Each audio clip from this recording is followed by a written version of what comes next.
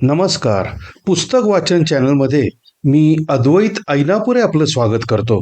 आज आपण जी कथा ऐकणार आहोत ती आहे नारायण विनायक कुलकर्णी लिखित कांकणभर जास्त. सादर आहे कथा कांकणभर जास्त. विजयनं विजयशी लग्न केलं होतं. परस्परांनी परस्परांना चांगलं ओळखलं होतं, पारखलं होतं. विजया मोकळ्या मनाची, सरळ चालीची, सर्वांशी मिळून मिसळून वागणारी, भारी हसरी, तशीच विलक्षण हौशी. विजय तसाच दिलदार, निष्कपटी. विजयेवर जितका विश्वास तितकाच त्याच्या मित्रावरही त्याचा. नागेश विजयचा मित्र आणि विजयचा चाहता. विश्रांतीच्या वेळात विजय आणि नागेश एकत्र बसत, बोलत, हसत, खिदळत. अनेक पुस्तकं वाचून तिघही त्यावर चर्चा करीत. नवयुग, समाज स्वास्थ्य अशा सारख्यातील नारी विषयक उत्तान वाटणाऱ्या विषयांचा परामर्श घेत त्यावरही मोकळेपणाने बोलत. अशा त्या त्रिकुटाला तशा वाचनाच्या वेळी एखाद्या संस्कृती संरक्षक मंडळाच्या पुरस्कर्त्यानं पाहिलं असतं तर ही तरुण पोटी असल्या तऱ्हेचं वाचून खास बिघडणार, चळणार, आपला आत्मनाश करून घेणार असं निश्चित विधान केलं असतं. डांगोरा पिटला असता, अकांड तांडव केलं असतं, विरुद्ध चळवळही करण्यास कमी केलं नसतं. विजयला मोटर चालवायला शिकावयाची हौस आली. विजयला आपल्या आखलेल्या दैनंदिनीच्या कार्यामुळं मुळीच वेळ नव्हता. विजयनं नागेशला विनंती केली. त्यानं ती मान्य केली. नागेश जवळ शिकावयाला विजयने विजयेला संमती देण्यास कसलाच अंदेशा घेतला नाही. तिच्या हौसेच्या आड तो प्रेमळ माणूस काय येईल? विजयेचं शिक्षण नागेशकडे सुरू झालं. तो तिला शिकवण्याकरता आपल्याकडे सकाळी, दुपारी, संध्याकाळी, रात्री, पहाटे देखील बोलावू लागला. ती बेशक त्या वेळी जाऊ लागली. पहाटेच्या गुलाबी झोपेची किंवा विजयच्या उबदार प्रेमळ सान्निध्याचीही विजयेनं मोटर शिकण्यापुढे कदर बाळगली नाही. केव्हा केव्हा विजयाला झोप लागे त्यावेळी त्याची झोप न मोडता त्याला विचारल्याशिवाय सुद्धा ती कुशाल जात असे. मी ज्यावेळी बोलवतो त्यावेळी तुम्ही कशा येऊ शकता? नागेशनं विजयला एकदा विचारलं. का बरं? मला शिकायची हौस आहे. शिष्यानं अशा वेळी आपल्या वेळेच्या सोयी गैरसोयी पाहायच्या नसतात. गुरुची वेळ आणि त्याची मर्जी सांभाळायची असते. गुरुला प्रसन्न ठेवल्याशिवाय का कुठे कोणतीही कला मिळते, ज्ञान प्राप्त होतं? विजया उत्तरली. तरुणाची जात म्हणेल त्यावेळी तरुणीचं सान्निध्य. नागेश विजयेकडे निराळ्या दृष्टीनं पाहू लागला. आपण बोलावू त्यावेळी विजया आपल्याकडे येते यात तिचाही आंतरकोपी हेतू तसाच निराळा असला पाहिजे असंच त्याला वाटू लागलं. दरवेळी तो एक एक पाऊल पुढे टाकू लागला. 7 पावलं बरोबर चालण्यानं मैत्री जडते. नागेशनं विजयला आपल्या बरोबर 7 पावलं चालवण्याचं मनाशी ठरवलं. विजया आपल्या जिवलग मित्राची विवाहित धर्मपत्नी आहे हे नागेश जाणत होता. पण स्त्री मोह मोठा दुस्तर आहे. नागेश बगळ्याच्या जातीचा धूर्त. विजयेला जवळ बसवून मोटार शिकवताना नागेशनं आपल्या कल्पनेवर हुकूम ती चालते आहे का हे पाहण्याचं निश्चित केलं. त्याची पावलं टाकण्याची तऱ्हा अर्थात निराळी होती. त्याने ठरवलेल्या सप्तपदीच्या प्रकारातील एक पाऊल विजया अगोदरच त्याच्याबरोबर चालली होती. तो वाटेल त्यावेळी बोलावी, त्यावेळी ती त्याच्याकडे उपस्थित होई, हीच ती पहिली पायरी.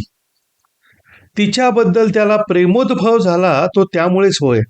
त्या आधारावरच त्याने पुढील पायऱ्या चढवण्याची कल्पना बसवली.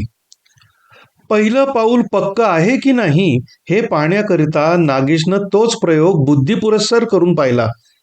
त्याला विजयनं यश दिलं. आता तो नेटाने पण सावधगिरीने पुढच्या उद्योगास लागला. आमच्या विजयपेक्षा गुणांनी, बुद्धीनं, हौसेच्या बाबतीत किंबहुना सर्वच बाबतीत आपण कांकणभर जास्तच आहात. संधी साधून नागेशनं अशी विजयेची मनसोक्त स्तुती केली. तिला या स्तुतीनं अति आनंद झाला. स्तुती कोणाला आवडत नाही? मनुष्य स्वभावाचा तो एक सहज धर्म आहे. आपण केलेली स्तुती विजयला मनापासून आवडली हे नागेशनं ओळखलं. त्याला आशा वाटली. त्याच्या मते विजयनं आपल्याबरोबर दुसरी पायरी ओलांडली. विजयला मोटार चालवता येऊ लागली, परंतु ती अजून निर्भय व्हावयाला हवी होती. तिला आत्मविश्वास यावयास पाहिजे होता. या सबबीवर एका संध्याकाळी नागेशनं विजयला सांगितलं, उद्या पहाटे आपण थोडी दूरची ट्रिप काढू, म्हणजे तुम्ही एकट्या मोटार कशी हाकता हे आजमावता येईल. तिनं हो म्हटलं. ती दरवेळी नागेशकडे येताना आपले आवडते पोशाख आपल्या मनाप्रमाणे बदलीत असे. त्यातल्या एका विशिष्ट पोशाखात नागेशला ती नितांत मोहक दिसे. दुसऱ्या दिवशी निघताना तो पोशाख घालून याल का, असं नागेशनं तिला सांगण्याचं मोठ्या सफाईनं धाडस केलं. तिला नको होतं थोडंच. तिनं हसत मुखानं त्याची सूचना मान्य केली. नव्हे, ती तो पोशाख करूनच आली. 3 पायऱ्या तर आपल्या मनाप्रमाणे विजया चढली. याचा विश्वास पुढील अवघड चढण चढण्यास नागेशला काही थोडा वाटला नाही. नागेशनं विजयाला दूर म्हणजे भलतंच दूर नेलं. थेट आपल्या शेतीवरच्या सुंदर बंगल्यात. तिथे त्याचंच साम्राज्य. नोकर चाकर सर्व त्याच्या पुढे थुंकी झेलायला तयार. आपल्या अफाट ऐश्वर्याची बेफाट जादू तिच्या मनावर पसरावी हा त्याच्या मनातला हेतू. तिनं ते वैभव पाहिलं. त्याचं तिला काय वाटलं असेल कोण जाणे. तिला परस्थ अपरिचित ठिकाणी गेल्यामुळे पहिल्यांदा जरा कसंसच झालं. पण आपण मोटार किती सहजरीतीने सुंदर चालवली असं तिलाच वाटून आनंद वाटत होता. त्याही स्तुतीसुधेचे गुटके नागेश तिला पाजित होता त्यात ती विसरली. स्वयंपाक करण्याची नागेशनं तिला विनंती केली. आपल्याला अमुक जिन्नस आवडतात हे तिला सांगितलं. तिला ते माहीत होतं. तिनं उत्साहाने तेच पदार्थ केले. 4थ्या पायरीवर आपण सुखरूप आलो हे नागेशला पटलं. जेवणानंतर विश्रांती झाली. त्यानंतर खेळ. कॅरमने खेळायचं की पत्त्यानं, प्रश्न आला. विजयनं म्हटलं, वाटेल ते. विशेषतः तुम्हाला आवडतो तो खेळ खेळू. आपल्या मनातलंच विजयनं ओळखलं. नव्हे, आपण ज्या पायऱ्या चढतो आहोत तिला चढायला लावतो आहोत ते तिनं ओळखलं. स्वखुशीनं आपल्याबरोबर यायला ती तत्पर आहे या कल्पनेनं नागेशला किती किती बरं वाटलं. खेळता खेळताच लपंडावात वनमालेनं म्हटलेलं नितांत सुंदर भावगीत, प्रीती मिळेल का हो शेजारी, प्रीती मिळेल का हो बाजारी, आपल्या बेसूर आवाजात म्हणायला गुणगुणायला नागेशनं सुरुवात केली. विजयला हसू येऊ लागलं. तिनं त्याच्याबरोबर लपंडाव पाहिलाच होता. ती हसू लागली तसा नागेश तिला म्हणाला, आम्ही गाणारे थोडीच आहोत, तुम्ही म्हणून दाखवा. जरा आग्रह करून घेऊन विजयनं ते भावगीत आपल्या मधुर आवाजात त्याला म्हणून दाखवलं. खरोखर तिलाच ते म्हणावायला सांगावयाचं होतं त्याला. सांगण्यात त्यानं पर्याय केला. तो बेमालूम सफल झाला. हा हा म्हणता आपण परस्परांना जवळ, अगदी जवळ आणणाऱ्या प्रीतीच्या 6 पायऱ्या पार पडलो. ही नागेशला पुरी खात्री पटली. प्रीती मिळेल का हो शेजारी हा चरण जणू काय ती आपल्यालाच उद्देशून आळवीत आहे या संभवनीय भावनेनंच तो तिच्याकडे पाहू लागला. मान्य आहे अशी मानेनं मूक अनुमती दर्शवण्यात त्यानं हयगय केली नाही. आता 1 पायरी संपली की सप्तपदी पुरी, स्वर्ग आपल्या हातात, हे रम्य चित्र त्याच्या डोळ्यापुढे दिसू लागलं. कोणाही भावनाप्रधान तरुणीला वश करून घेणं पुरुषाला चुटकीसारखं कसं सहज साध्य असतं याचा प्रत्यय आपण घेऊ शकलो या अभिमानाचा पगडा नागेशच्या मनावर बसला. त्याला वाटलं प्रेमाची दिल्ली आता अगदी हाताशी आली. विजया झाली तरी चालू कलियुगातलीच की नाही. कलियुगातल्या तरुणी अशा नसतील तरच नवल. पण अजून 1 पायरी शिल्लक होती. त्याबद्दल नागेश चिंतन करत होता. ती त्याच्या दृष्टीनं त्यानं ठरवली. त्यानं खेळात जाणून उमजून विजयेकडून बाजू आपल्यावर उलटवून घेऊन तिला खुश केलं. आपणही त्यात आनंद मानतो हे हसून व्यक्त केलं आणि बोलण्याचा ओघ रंगात आणून ज्या बायका आपल्या प्रियकर विषयक गुप्त गोष्टी भल्या किंवा बुऱ्या कधीही दुसऱ्याजवळ बोलणार नाहीत त्यातलीच एक गोष्ट नागेशनं विजयेजवळ काढून घेण्याचा घाट घातला. विजयेमध्ये प्रेमकलह होऊन त्या जिव्हारी झोंबेल असं विजय तिला कधी बोलला होता का? त्याची प्राणांतिक जखम ती कशी सहन करू शकली? अशा तऱ्हेचे तिला विचारावयाचे होतं त्याला. घोळात घालून त्यानं मोठ्या कौशल्यानं तिला विचारलं. आणि काय मौज, विजयनं तशा पुष्कळ गोष्टींपैकी एक दोन गोष्टी नागेश जवळ सहज हसत उघड्या केल्या. झालं, संपलं. नागेशाला हवं होतं ते श्रेय मिळालं असंच वाटलं. त्यानं हाताची बोटं मोडली. विजयनं त्याला त्याबद्दल कुतूहलानं विचारलं, हे काय पुटपुटता, काय बोटं काय मोडता? त्यानं निर्भयपणानं प्रेमाची टक लावून तिला म्हटलं, आपली सप्तपदी आता पूर्ण झाली. माझ्या संगतीत तुम्ही आलात. आपली मैत्री आढळ झाली. आपण माझ्यावर प्रेम करता याबद्दल मी धन्यवाद देतो. स्वतःला भाग्यशाली समजतो मी. हे ऐकून विजया दचकली. आश्चर्यातिरेकानं डोळे मोठे करून तिनं त्याच्याकडे पाहिलं. ती तत्काळ सारा प्रकार उमगली. नागेश कलियुगात आहे, त्याच दृष्टीनं बुद्धीनं त्यानं आपल्याला लेखलं. आपण नवयुगात आहोत, याच दृष्टीनं बुद्धीनं त्याच्याशी वागत आहोत. चूक झाली आपली. आता आपणच निस्तरली पाहिजे, नव्हे सावरली पाहिजे. विजयेच्या तोंडातून पहिला प्रिय शब्द कोणता येतो याकडे नागेशचं सारं अवधान लागलं. स्त्रिया चतुर, चाणाक्ष आणि प्रसंगावधानी किती असतात याची पुरुषांना सहसा कल्पनाच असत नाही. असती तर अमुक अश्लील आहे, तमुक घाणेरडं आहे, तरुण तरुणीने फलाणं वाचावायला नको, असं तसं वागावयाला नको, अशाकरिता संस्कृती संरक्षक महात्मे अनाहूत पुढे येऊन बंड पुकारण्याकरता सरसावलेच नसते. विजयनं नागेशला आपला तिरस्कार तर दाखवला नाहीच, उलट अशा काही हावभावाने आणि गोड आवाजाने त्याला म्हटलं, चलायचं ना आता? त्याला निमूटपणे तिच्या पुढे मान तुकवावी लागली. मोटार चालवण्याची त्याला प्रेमळ आज्ञा फरमावली तिनं. तो गाडी हाकायला बसला. आल्या वाटेनं जायचं नाही, आणखी दूरचा रस्ता नाही का? तितकीच निराळी नवी सृष्टीशोभा पाहू. ही तिची सूचना नागेशला शिरसावंद्य करण्यासारखी होती. मध्येच एक किराण्याचं हॉटेल आढळलं. तिनं ओव्हलटीन घ्यायची लाडकी लहर व्यक्त केली. तिच्या मनासारखं वागणं नागेशला परमपवित्र कर्तव्यच वाटल्यास नवल काय? अगोदर विजयेला नागेशनं मनाप्रमाणे खेळवलं होतं. आता ती त्याला आपल्या नादावर नागासारखं डोलवू लागली.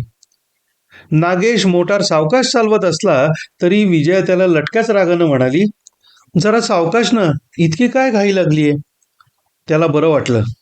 मध्येच एक बंड गार्डन सारखं रम्य उपवन आढळलं.